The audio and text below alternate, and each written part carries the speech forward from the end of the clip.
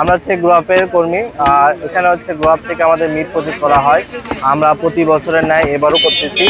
তো আজকে আমাদের শুরুর দিন ছিল। এখানে আমরা 630 টাকা কেজি মাংস দিয়ে থাকি। এটা হচ্ছে আমাদের নিজস্ব খামারের লালিত পালিত প্রাকৃতিক খাবারের এই সারগুলো তৈরি করা হয়, এবং এগুলো মাংস আমরা বিক্রি করি 630 টাকা কেজি।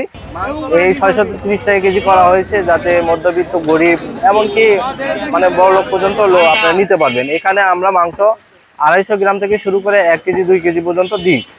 তো আমরা এইভাবে আমাদের গ্রুপের মিট প্রজেক্টটা এভাবে চালাই থাকি। এখানকার গোস্ত ভালো, খেয়েও ভালো, দামেও সস্তা। আমরা খুব আরাম পাই এটা নিয়ে। এটা হলো বাজার মানে সহনশীলতা। ভালোই, ঠিক আছে, কারণ অন্য জায়গায় আরো বেশি লাগে, 750 টাকা কেজি লাগে। তো এখানে ঠিক আছে, প্রায় জেলা দেওয়ায় থেকে সাশ্রয় হয়েছে মানুষের রমজানে। দুইবার নিছি, আজকে নিলাম, আগামীতেও নেব আশা করি যদি এনারা থাকে। মাংস ভালো, মাংস খুব ভালো। এখানে ওই মহিলা গরু জবাই করা হয় না, পুরুষ গরুই শুধু জবাই করা হয়। এখানকার মাংস খুব ভালো। হ্যাঁ, আমাদের নিজস্ব খামারের গরু, প্রতি শুক্রবারে 2টা করে গরু আমরা জবাই করতেছি রমজানে, মানে নিম্নবিত্ত মানুষের জন্য।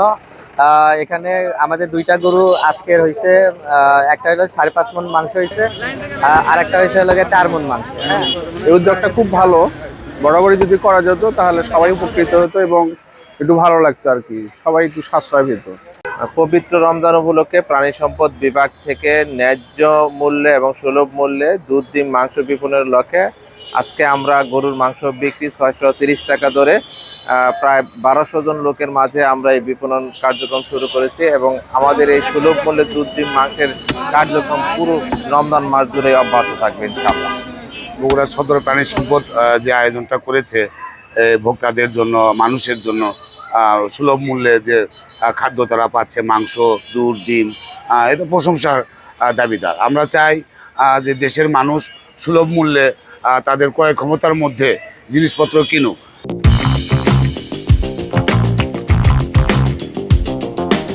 দেখা যায় রমজান মাস আসলেই কেন যে জিনিসপত্রের দাম হুট করে বেড়ে যায়, এটা আসলে ঠিক না।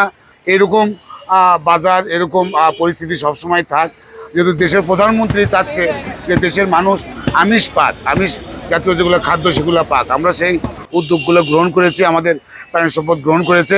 আমরা তাদেরকে বগুড়া জেলা ডেইরি অ্যাসোসিয়েশনের পক্ষ থেকে শুভেচ্ছা, অভিনন্দন জানাচ্ছি এবং তাদের উত্তরোত্তর সাফল্য কামনা করছি। তারা যেন মানুষের দোরগোড়ায় পৌঁছতে পারে এই আশা ব্যক্ত করছি।